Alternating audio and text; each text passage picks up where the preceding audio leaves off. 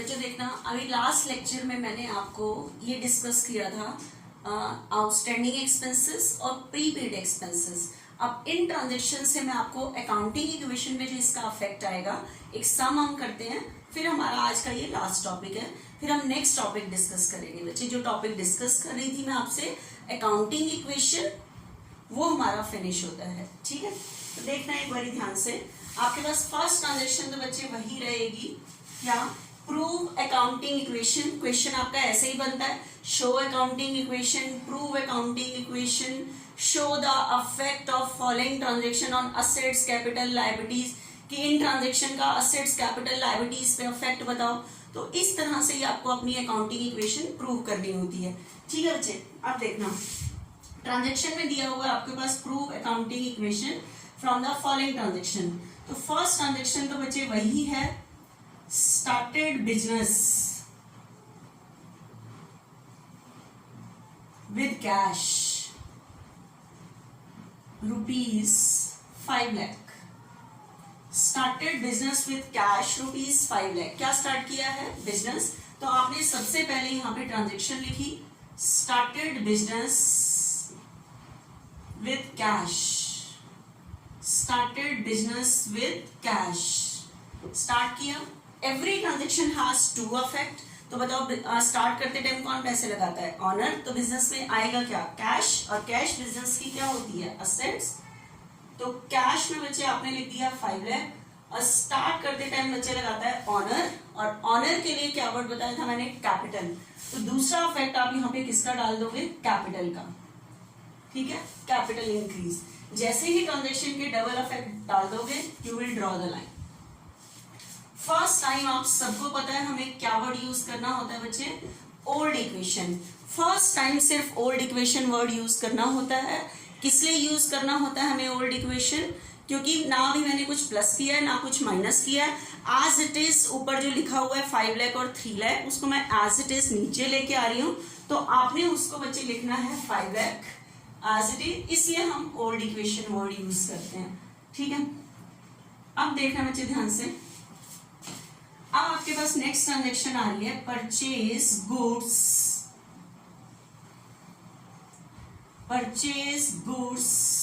For cash ₹1 lakh and on credit ₹1 lakh from Rahul.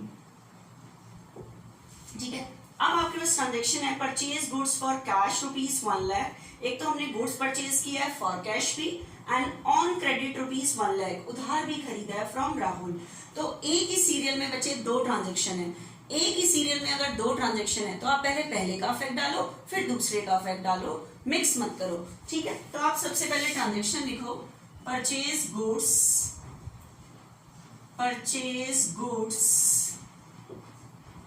for cash and on credit। purchase goods for cash and on credit। तो पहले मैं affect डालती हूँ purchase goods for cash।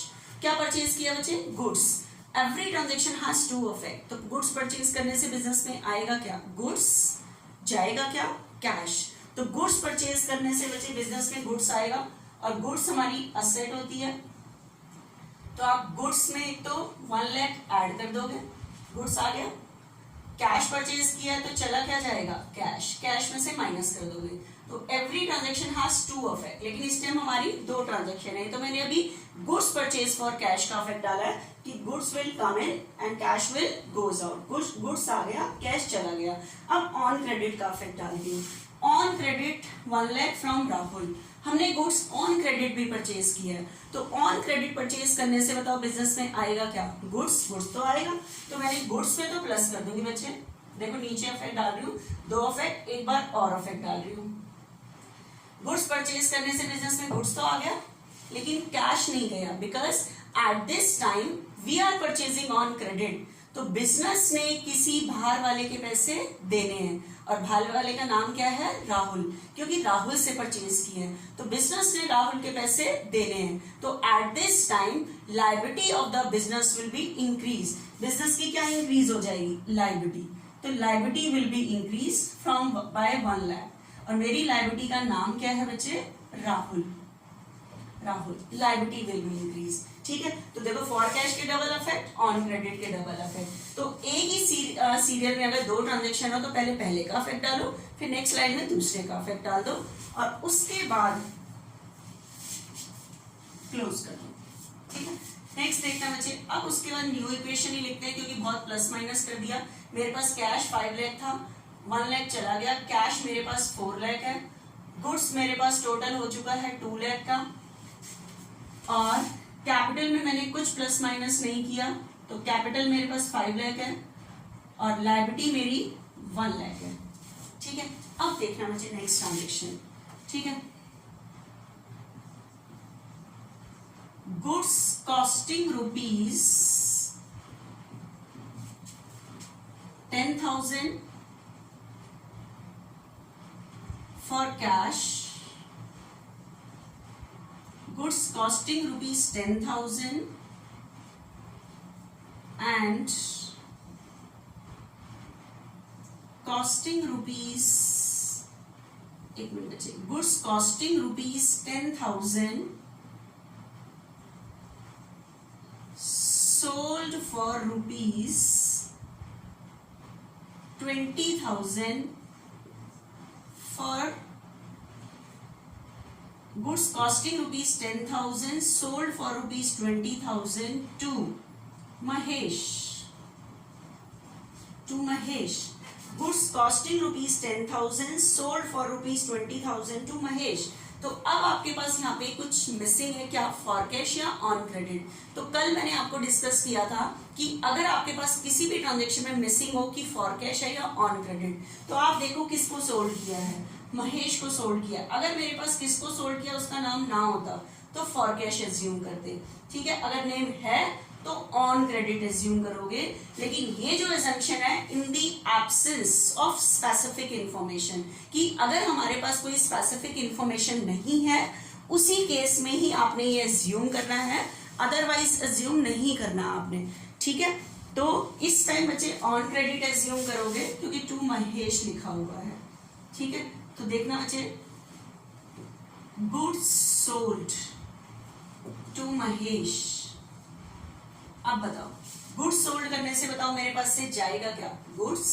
तो goods में से तो एक बार मैं माइनस कर दूंगी 10,000, गुड्स तो चला गया लेकिन कैश नहीं आया, because at this time we are selling on credit. तो बताओ गुड्स चला गया, कैश नहीं आया, तो किसी व्यक्ति ने बिजनेस के पैसे देने हैं और मैंने कहा था जिस व्यक्ति ने बिजनेस के पैसे देने हैं वो सारे लोग बिजनेस के कौन होते हैं, डेटर। तो बताओ बिजनेस ने किसको सोल्ड किया है, महेश। तो महेश ने बिजनेस के पैसे देने हैं तो महेश बिजनेस का कौन होगा, डेटर। और डेटर बिजनेस की क्या होती है, asset, because debtor whenever debtor page the amount page in cash, क्योंकि जब भी महेश देगा हमें क्या देगा, कैश ही देगा। तो पहले से ही डेटर को बिजनेस की क्या मान के चलते हैं, असेट। तो eight this time debtor will be increase और मेरे डेटर का नाम क्या है, महेश है मेरे डेटर का नाम। ठीक है, तो मैंने कितने का गुड्स सोल्ड किया, 20। ठीक है, गुड्स चला गया लेकिन डेटर मेरे इंक्रीज हुए 20। तो बताओ 10 वाली चीज मैंने 20 में सोल्ड की तो कितने का प्रॉफिट हो रहा है, 10। प्रॉफिट पे किसका राइट होता है, ऑनर। तो ऑनर की कैपिटल में 10,000 आप प्लस कर दोगे। ठीक है, ये डबल इफेक्ट है, ट्रिपल इफेक्ट नहीं है। जैसे ही ट्रांजेक्शन हो जाए लाइन ड्रॉ कर दो, न्यू इक्वेशन। कैश मेरे पास 4 लाख है बच्चे, गुड्स मेरे पास 2 लाख था, 10 सेल कर दिया 190। उसके बाद मेरे पास 20,000 के डेटर्स बढ़ चुके हैं, कैपिटल मेरे पास 5 लाख 10 है और लायबिलिटी मेरे पास 1 लाख है। तो यहाँ का टोटल है बच्चे मेरे पास 610 और यहाँ का टोटल मेरे पास देखो 4 लाख 590 और 20 610। तो दोनों साइड का टोटल क्या चल रहा है, इक्वल चल रहा है। अब देखना next transaction. Salary paid ₹10,000 and salary outstanding ₹20,000। हाँ मुझे अब मेरे पास यहाँ ट्रांजेक्शन सीरियल नंबर में, 4 सीरियल नंबर में, फोर्थ में मेरे पास कितनी ट्रांजेक्शन है? 2। एक तो सैलरी पेड, एक है सैलरी आउटस्टैंडिंग। तो आपने डबल इफेक्ट दिखाना है अलग अलग करके, देखना कैसे। Fourth, salary paid and salary outstanding. Salary paid, बताओ किसी को हम सैलरी पे करेंगे इस साल की, तो मेरे पास से जाएगा क्या? कैश। तो 10,000 मैंने इसमें से माइनस कर दिया। लेकिन सैलरी पे करने से मेरे पास आएगी कोई चीज नहीं, क्योंकि एम्प्लॉय ने मुझे क्या प्रोवाइड की है? सर्विस। तो सैलरी पे करना मेरे लिए एक्सपेंस है, ठीक है, इसके बदले मुझे सर्विस मिली है। तो इस एक्सपेंस को कौन सफर करेगा? ऑनर। तो ऑनर की कैपिटल में से बच्चे माइनस कर देंगे 10,000, ठीक है। ये तो मैंने इफेक्ट दिखाया सैलरी पेड का।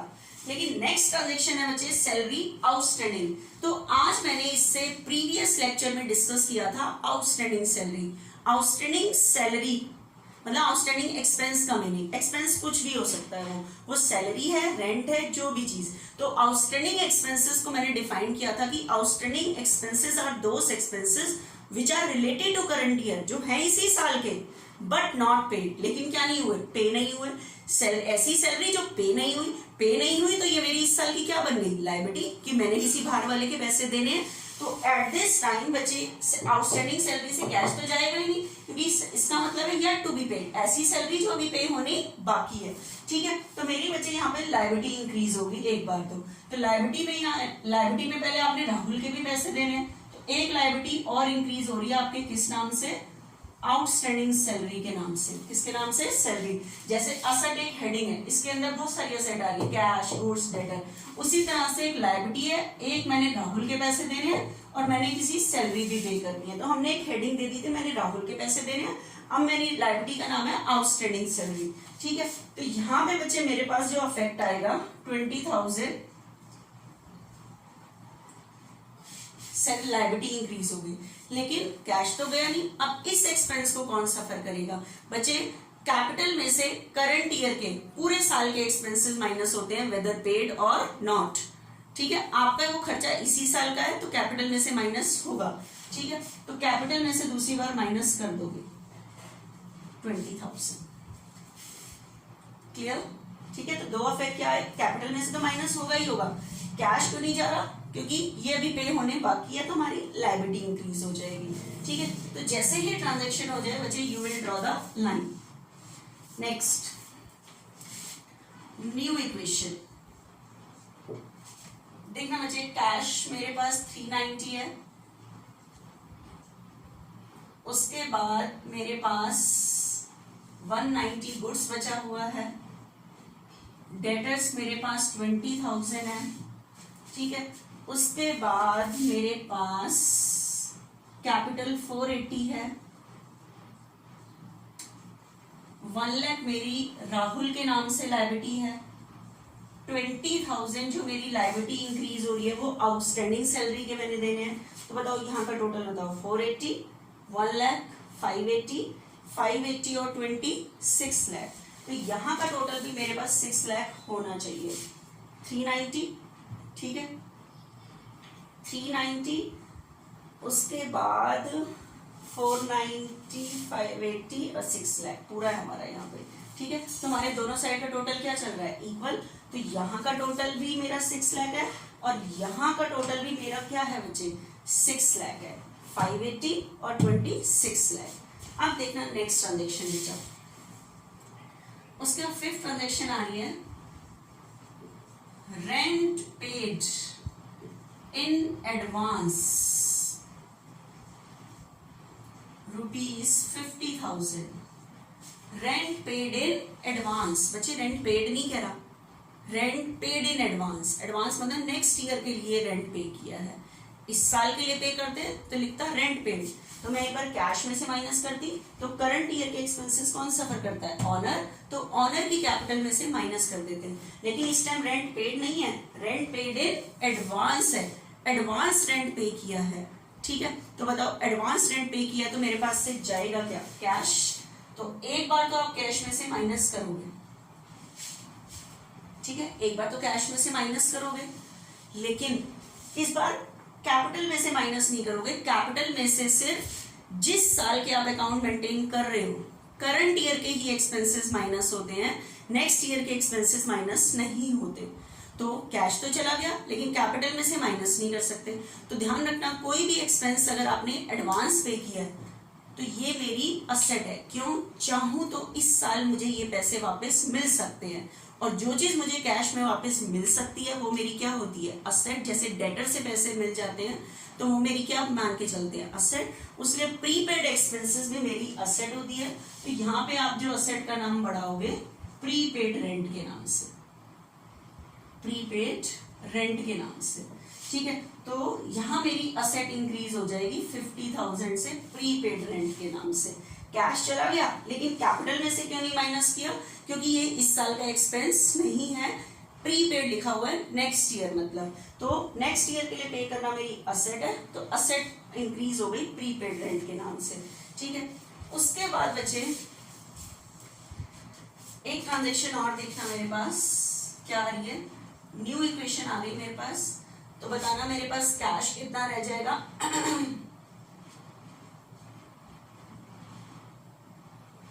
340 प्लस 190 प्लस 20 प्लस 50, ये चीज आ गई। उसके बाद कैपिटल 480, उसके बाद राहुल वाली लायबिलिटी इतनी 1 लाख और आउटस्टैंडिंग सैलरी 20। एक बार देखो सारा टोटल हमारे पास यहाँ पे 340 प्लस 190, 20 एंड 70, तो यहाँ का टोटल मेरे पास कितना है 6 लाख, और यहाँ का 480, 1 लाख और 20, यहाँ का टोटल भी कितना है 6 लाख ही है बच्चे, ठीक है। अब मैं एक लास्ट ट्रांजेक्शन बता रही हूँ, उसको ध्यान से समझना।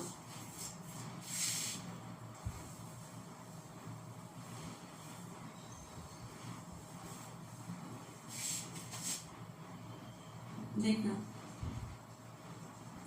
Goods costing rupees 24,000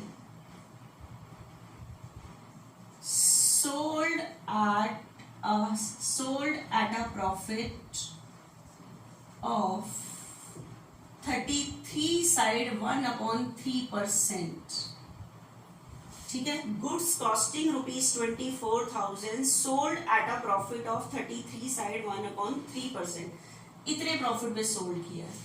and 3/4 payment, कितनी payment 3/4 payment received in cash, 3/4 payment receive in cash. कितनी पेमेंट कैश रिसीव की है 3/4।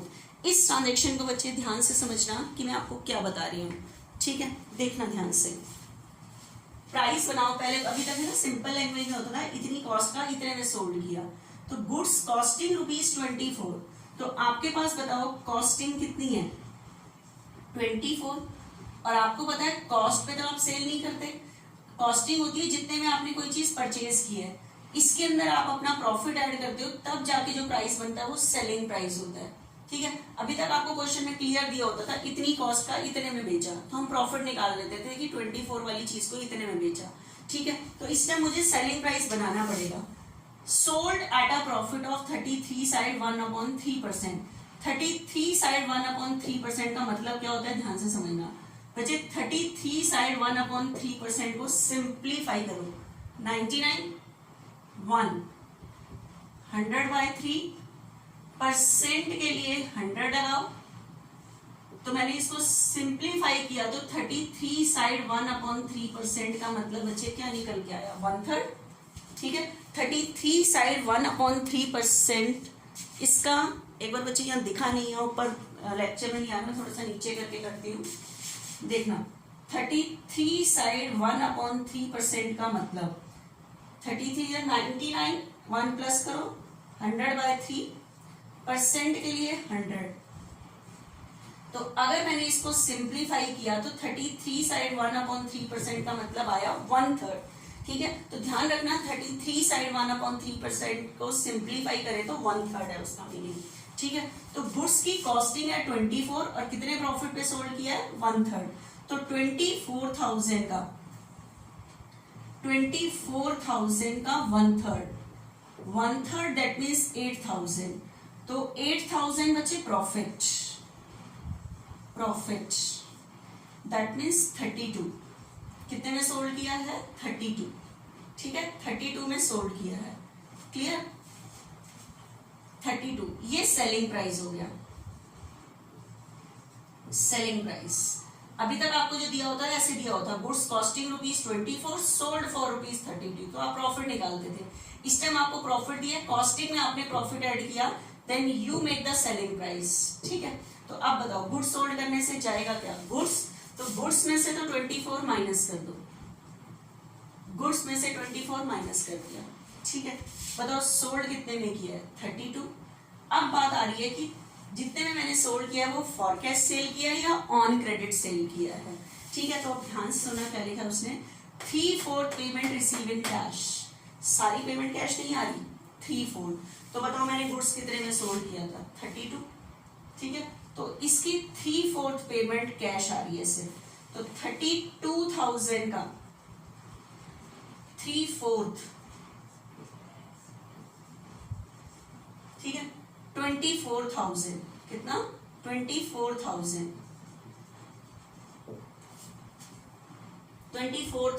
कैश आ रहा है। ठीक है, तो मुझे बताओ इसमें से 24,000 तो कैश आ रहा है, तो बाकी कितना बचा 8,000। 3/4 पेमेंट रिसीव इन कैश, 32 का 3/4 निकाला, इतने तो मुझे कैश रिसीव हो रहे हैं, तो इतना ये मेरे लिए ऑन क्रेडिट हो जाएगा। ठीक है, तो बताओ कितनी कैश पेमेंट आ रही है 24, तो 24 तो आप इसमें ऐड कर दोगे। ठीक है, लेकिन कितना कैश नहीं आया 8, तो किसी ने मेरे इतने पैसे देने हैं। जिसने हमारे पैसे देने होते हैं वो हमारा कौन होता है डेटर, और डेटर बिजनेस की क्या होती है असेट।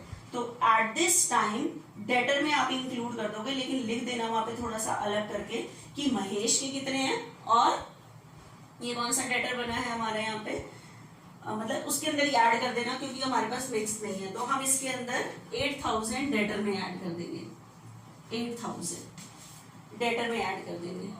ठीक है, लेकिन अब मुझे बताओ 24 वाला गुड्स मैंने कितने में सोल्ड किया है 32, कितने का प्रॉफिट हुआ 8, और प्रॉफिट पे किसका राइट होता है ऑनर, तो ऑनर की कैपिटल में क्या कर दोगे प्लस।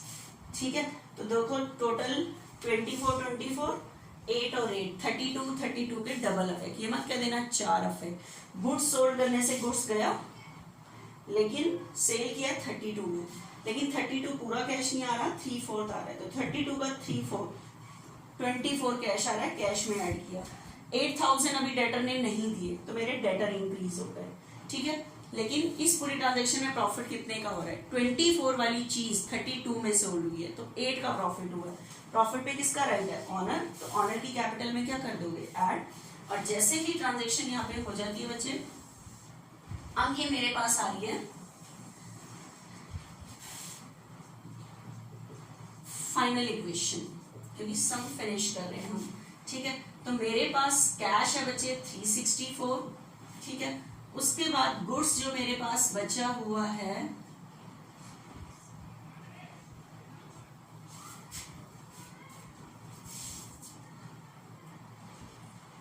डेटर मेरे हो चुके हैं 28, एक तो महेश ने देने थे 8, अभी मैंने और ऐड कर दिए। उसके बाद प्रीपेड रेंट मेरे पास है 50,000। ठीक है, कैपिटल मेरे पास हो चुकी है 488, राहुल ने मेरे देने थे 1 लाख, और आउटस्टैंडिंग सैलरी की लायबिलिटी मेरी कितनी है 20। टोटल कर लेना, ये 10 साइड और ये दोनों साइड, नीचे तक क्या चलने चाहिए इक्वल। तो हमें बच्चे यही प्रूव करना है कि अकाउंटिंग इक्वेशन में कि assets is equal to capital plus liability after every transaction. अब एक चीज और ध्यान से सुनो, कई बार अकाउंटिंग इक्वेशन बनाने के बाद आपको पता है प्रिपेयर बैलेंस शीट, क्या प्रिपेयर करो, बैलेंस शीट प्रिपेयर करो। तो बैलेंस शीट कैसे प्रिपेयर करते हैं वो ध्यान से समझो। वैसे आपको पता है ये पूरे साल ट्रांजेक्शन होती रहती है, क्या चीज आ रही है क्या चीज आ रही है, प्लस माइनस होता रहता है, ठीक है। उसके बाद ये पूरे साल के लिए होता रहता है, ये तो हमने छोटा सा सम है लेकिन ये पूरे साल ट्रांजेक्शन चलती हैं। उसके बाद ट्रांजेक्शन चलने के बाद eight the end of year account close होते हैं, क्लोज होते हैं तो ये हर चीज का बैलेंस बचता है। जैसे देखो सारा कुछ आना जाना देख के कैश का कितना बैलेंस बचा है 364, गुड्स मेरे पास 166 है, ठीक है। उसके बाद डेटर्स मेरे कितने हैं 28, प्रीपेड रेंट कितना है 50, कैपिटल कितनी बची हुई है 488, राहुल मेरी लायबिलिटी का नाम है और आपको पता है ये हमारा क्रेडिटर है, इसने हमसे पैसे लेने हैं और ये हमारा डेटर है, ठीक है। उसके बाद आउटस्टैंडिंग सैलरी के नाम से मेरी लायबिलिटी है। ये सारे बैलेंस बचे हुए हैं eight the end of year. तो इन बैलेंसेस को लिखने के लिए eight the end of year एक शीट बनती है जिसे हम कहते हैं बैलेंस शीट। जिस तरह से इस एक अकाउंटिंग इक्वेशन के दो साइड होते हैं, असेट साइड और कैपिटल प्लस लायबिलिटी साइड, और उसी तरह से इस फाइनल इक्वेशन को लिखने के लिए बैलेंस शीट में लिखने के लिए उसके भी दो साइड होते हैं, ठीक है, असेट साइड और कैपिटल प्लस लायबिलिटी साइड, ठीक है। देखना बच्चे बैलेंस शीट कैसे प्रिपेयर करते हैं। पूरे पेज पे एक फॉर्मेट खींचोगे,